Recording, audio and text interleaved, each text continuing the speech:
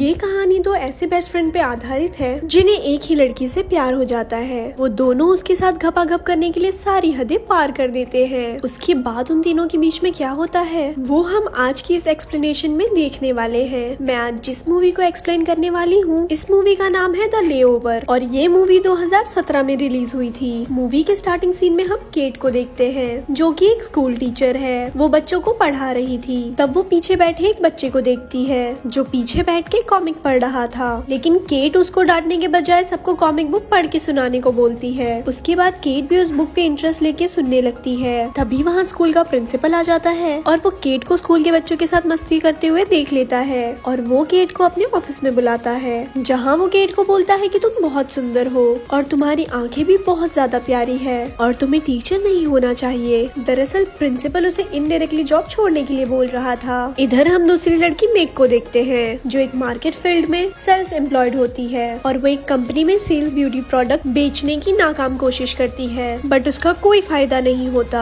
जिसके बाद वो गुस्से में वहाँ से बाहर आ जाती है और बाहर आने के बाद उसे एक और झटका लगता है। उसकी कार नो पार्किंग में खड़े होने की वजह से पुलिस उसकी कार को उठा के वहाँ से ले जाती है और घर पहुँच के केट देखती है कि मेग कुत्ता डांस कर रही है। यहाँ हमें पता चलता है कि ये दोनों एक बेस्ट फ्रेंड हैं और दोनों एक साथ रहते हैं। मेग केट को बताती है कि आज मेरा दिन सबसे बेकार गया, इंटरव्यू में मेरा प्रोडक्ट भी सेल नहीं हुआ और पुलिस मेरी गाड़ी भी ले गई। तब केट बताती है कि आज मेरा भी दिन अच्छा नहीं था और मुझे स्कूल से निकाल दिया गया है। उसके बाद मैं केट को सुबह जल्दी उठाती है और उसे बताती है कि हमें अपना स्ट्रेस कम करने के लिए कहीं घूमने जाना चाहिए, जिसपे केट बोलती है कि हम इसके बारे में बाद में बात करेंगे। पर मेग बोलती है कि मैंने ऑलरेडी फ्लाइट की टिकट बुक कर दी है और अब से 3 घंटे बाद हमारी फ्लाइट है, जिसकी वजह से केट को ना चाहते हुए भी वहाँ से जाना पड़ता है। एयरपोर्ट पहुँच के ये लोग देखते हैं कि वहाँ बहुत लंबी लाइन लगी हुई है, जिससे इन्हें लगता है कि ये लोग अगर लाइन में रुके तो इनकी फ्लाइट मिस हो जाएगी। उसके बाद मेग वहाँ से जल्दी निकलने के लिए एक स्टाफ से नैन मटक्का करने लगती है और वो स्टाफ मेग की बातों में आके उसे पहले निकाल देता है और ये दोनों फ्लाइट में अपनी सीट पे बैठ के चैन की सांस लेते हैं। लेकिन उन दोनों के बीच की सीट किसी रायन नाम के आदमी की थी और वो उन दोनों के बीच एक राजा के तरह के बैठ जाता है और दोनों रानियां भी उससे मजे लेने लगती है। जहाँ रायन उनसे बोलता है कि मैं फ्लोरिडा में अपनी फ्रेंड की शादी में जा रहा हूँ। उसके बाद उन्हें पता चलता है कि फ्लोरिडा में तेज तूफान और बारिश होने की वजह से प्लेन को सेंट लुइस में उतारना पड़ेगा।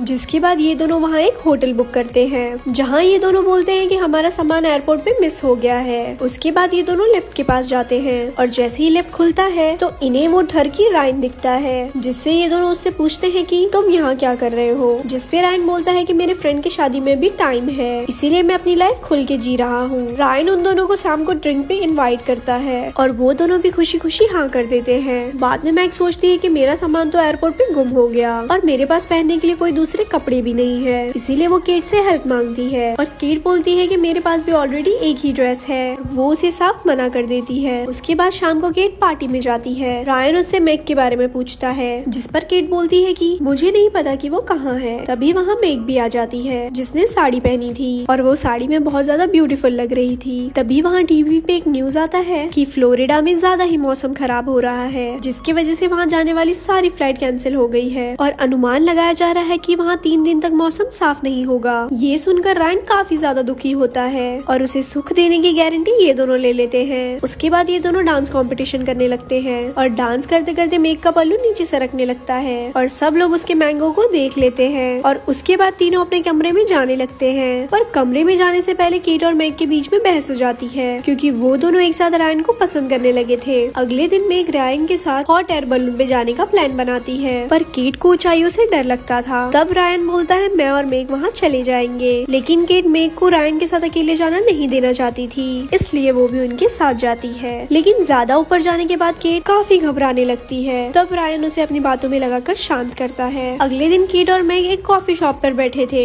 जहाँ उन्हें पता चलता है कि रायन यहाँ से जा रहा है। तब वो दोनों रायन के पास पहुँचते हैं और उससे पूछते हैं कि तुम कहाँ जा रहे हो। रायन उनसे बोलता है कि मैं शादी में जा रहा हूँ। तब केट और मेग रायन को उनके साथ चलने के लिए बोलते हैं और वो भी उनके साथ चलने के लिए तैयार हो जाता है। उसके बाद वो लोग एक टैक्सी में बैठते हैं और उस टैक्सी ड्राइवर का नाम केस था, जिसे मेग बहुत ज्यादा पसंद आती है। पीछे मेग रायन के साथ मस्ती कर रही थी और उसके बाद वो उसके हाथों पे लोशन लगाने लगती है, पर केट को ये सब बिल्कुल पसंद नहीं आता। जिसके बाद वो मेग की एक गंदी सी पिक्चर रायन को दिखाने लगती है, जिसके बाद मेग बहुत ज्यादा गुस्सा हो जाती है। उसके बाद वो लोग पेट्रोल पंप रूम पे जाते हैं जहाँ केट बाथरूम में चली जाती है और मेग बाहर से बाथरूम का दरवाजा बंद कर देती है और बाहर आके रायन से मजे लेने लगती है। तब केट किसी तरह से विंडो से बाहर निकलती है, लेकिन अनफॉर्चुनेटली वो कूड़े के ढेर में गिर जाती है, जिससे उसके सारे कपड़े गंदे हो जाते हैं। रायन केट से पूछता है कि तुम्हें क्या हुआ, जिस पर केट बोलती है कि किसी ने बाथरूम का दरवाजा बंद कर दिया था और मुझे अच्छी तरह से पता है कि वो इंसान कौन हो सकता है। जिसके बाद केट वहीं अपने कपड़े साफ करती है और कपड़े बदल के वो गाड़ी में बैठ जाती है। रास्ते में केट रायन से बोलती है कि मेरे गले में दर्द हो रहा है, जिसके बाद रायन उसका गला दबाने लगता है, मसाज करने लगता है। लेकिन मेग को ये सब बिल्कुल पसंद नहीं आता और वो जेलस करने लगती है। तब वो गुस्से में शैंपेन में बहुत सारी नींद की दवा मिलाने लगती है और वो केट को देती है, लेकिन केट शैंपेन पीने से मना कर देती है। तब क्रे उससे वो बोतल ले लेता है और खुद पीने लगता है। मेग उसे बोलती है कि तुम्हें ड्राइव करते समय नींद आएगी। तब क्रे उसे बोलता है कि मुझे ड्राइविंग करने का बहुत अच्छा एक्सपीरियंस है और मैं इससे पहले भी ड्रिंक करके ड्राइव कर चुका हूँ। उसके कुछ समय बाद रात हो जाती है और गाड़ी में सब लोग सो जाते हैं और इसी बीच क्रेज भी सो जाता है और वो रोड पे एक बोर्ड को उड़ा देता है, जिसके बाद उनकी आंखें खुलती है और वो एक होटल पे पहुंचते हैं। होटल के अंदर जाने से पहले केट उस बोतल को चेक करती है, जहाँ उसे बहुत सारी स्लीपिंग पिल्स मिलती है, जिसे देख के वो मेग पे बहुत ज्यादा गुस्सा होने लगती है और गुस्से में वो अपना रूम अलग बुक करती है। उसके बाद मेग क्लब में बैठ के ड्रिंक करने लगती है और तभी वहाँ क्रेग आता है और कुछ देर बात करने के बाद वो वहाँ से चला जाता है। इधर हम केट को भी देखते हैं, जिसे रायन ढूंढते हुए उसके पास आता है और वो उसे बोलता है कि मैं तुम्हें कब से अकेला ढूंढ रहा था। और उसके बाद वो दोनों कमरे में जाके बिना सोचे समझे खपाखप करते हैं। अगली सुबह मेग केट से आके मिलती है और बोलती है कि हमें एक दूसरे से एक लड़की की वजह से नहीं लड़ना चाहिए, जिससे केट मेग के काफी क्लोज आके बोलती है कि रात को मैंने रायन के साथ घपाघप किया, जिसके कारण उन दोनों में फिर से लड़ाई हो जाती है।